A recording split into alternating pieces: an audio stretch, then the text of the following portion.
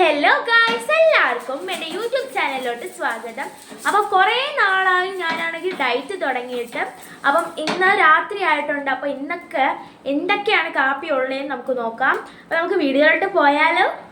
മുട്ടദോശ ഉണ്ടാക്കാൻ വേണ്ടിയിട്ട് ആദ്യം തന്നെ നമ്മളൊരു പാന് ചൂടാക്കാൻ വച്ചതിന് ശേഷം മാവ് കലക്കി ഒഴിക്കുന്നുണ്ട്. അതുപോലെ കറക്കി വേണം ചുടാനായിട്ട്. ഇതുപോലൊരു ഷേപ്പിലാണ് വരേണ്ടത്. അപ്പോൾ ഗായ്സ്, എൻ്റെ അമ്മ ഉണ്ടാക്കുന്നത് മുട്ടദോശയാണ് കേട്ടോ. അതിൻ്റെ കൂടെ വലുതായിട്ട് കറികളൊന്നും വേണ്ടാത്തത് കൊണ്ടാണ് നമ്മൾ അത് ഉണ്ടാക്കിയത്. പിന്നെ കൂടെ കഴിക്കാനായിട്ട് സാമ്പാറുണ്ട്. നമ്മൾ സൈഡിലൊക്കെ നല്ല ക്രഞ്ചി ആയിട്ട് വരുമ്പോഴത്തേക്കും നമ്മൾ ഒരു മുട്ട പൊട്ടിച്ച് അതിൻ്റെ പുറത്തോടെ ഒഴിച്ചിട്ട് നല്ലതുപോലെ മിക്സാക്കി ഇട്ട് കൊടുക്കുക. നമുക്കൊരു അബദ്ധം പറ്റി. അത് മുട്ടയാണെങ്കിൽ ഒരു പാത്രത്തിൽ മിക്സാക്കി ഇട്ടിട്ട് വേണം ആ ഒരു ദോശയിലോട്ട് ഒഴിച്ച് കൊടുക്കേണ്ടത്. രണ്ടാമത്തെ ദോശ ചുട്ടപ്പോൾ നമ്മൾ അങ്ങനെ ട്രൈ ചെയ്ത് നോക്കി കേട്ടോ. അപ്പം ഇങ്ങനെ ചുടുന്നുള്ളവർക്ക് ഇങ്ങനെ ചുടാം. അതുമല്ലാതെ രണ്ടാമത്തെ ദോശ ചുടുമ്പം ഞാൻ വേറൊരു രീതി പറഞ്ഞു തരണുണ്ട്. ഇതിന് പ്രത്യേകിച്ച് എരിയൊന്നും കാണാത്തത് കൊണ്ട് തന്നെ നമ്മൾ കുറച്ച് കുരുമുളക് പൊടിയും കൂടെ തൂറ്റി കൊടുക്കുന്നുണ്ട്. ഉപ്പും കൂടി ഇട്ട് കൊടുത്തിട്ടുണ്ട്. അതിനുശേഷം നമ്മൾ മറച്ചിട്ട് കൊടുക്കുന്നുണ്ട്. ഇത് എനിക്ക് വേണ്ടിയാണ് ഉണ്ടാക്കിയത്. പക്ഷേ എൻ്റെ അനിയത്തിമാർക്കും കൂടെ ഞാൻ സെപ്പറേറ്റ് ഉണ്ടാക്കുന്നുണ്ട്. അപ്പം പ്ലേറ്റ് എടുത്തിട്ട് ഞാൻ ചുട്ട ദോശയും വച്ചിട്ടുണ്ട്. നല്ല ക്രഞ്ചിയാണ്, നിങ്ങൾക്ക് കാണുമ്പോൾ അറിയാം. അങ്ങനെ ശേഷം നമ്മൾ രണ്ടാമത്തെ ദോശ ചുട്ടു. അത് മിക്സ് ചെയ്തിട്ടാണ് ആ ഒരു മുട്ട ഒഴിച്ചു കൊടുക്കുന്നത്. ഇങ്ങനെ വേണം ഒഴിച്ചു കൊടുക്കേണ്ടത്. അങ്ങനെ സെറ്റ് ആയിട്ടുണ്ട്.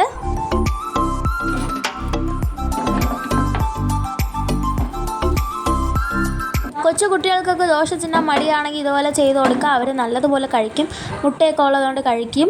അതിനുശേഷം നമ്മൾ കുറച്ച് കുരുമുളക് പൊടിയും കൂടെ തൂറ്റി കൊടുത്തതിന് ശേഷം കുറച്ച് ഉപ്പും കൂടെ തൂറ്റി കൊടുത്തു. പക്ഷെ നമ്മൾ മറിച്ചെടുക്കുവാണേ. നല്ല ക്രഞ്ചി ആയിട്ട് വന്നിട്ടുണ്ട് സൈഡെല്ലാം.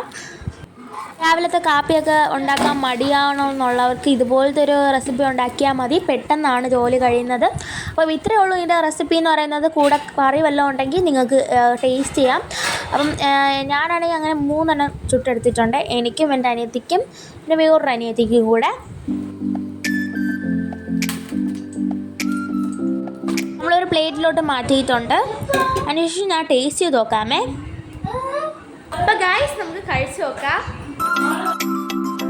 അപ്പോൾ നല്ല ദോശയും സാമ്പാറും ഉണ്ട്. അപ്പോൾ ഗായ്സ്, നമ്മുടെ ദോശയൊക്കെ റെഡി ആയിട്ടുണ്ട്. നമുക്കിനി ഇതിനകത്ത് സാമ്പാർ ഒന്ന് ഒഴിച്ച് നോക്കാം. നല്ല ചൂട് സാമ്പാർ ഇതിലോട്ടൊന്ന് ഒഴിച്ച് കഴിച്ചു നോക്കാം കേട്ടോ.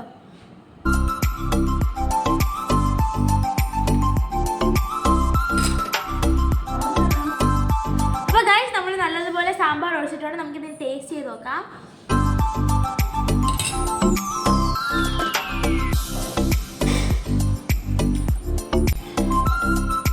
മുട്ടദോശയുടെ ടേസ്റ്റ് ഞാൻ പിന്നെ നിങ്ങൾക്ക് പറഞ്ഞു തരണ്ടല്ലോ. നിങ്ങൾക്ക് നല്ലപോലെ അറിയാം.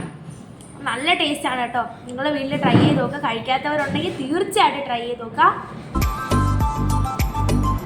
സൂപ്പറാണ്. ഇത് ആരോഗ്യത്തിന് ഏറ്റവും നല്ലതാണ്. അൺഹെൽത്തി ഒന്നുമല്ല.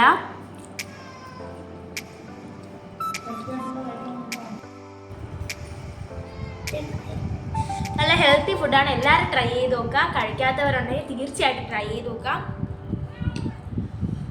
അപ്പോൾ ഗൈസ്, ഇന്നത്തെ വീഡിയോ ഇത്രേ ഉള്ളൂ. അപ്പോൾ ആരും സപ്പോർട്ട് ചെയ്യാൻ മറക്കല്ലേ. ആണ്. Thank you for watching my video.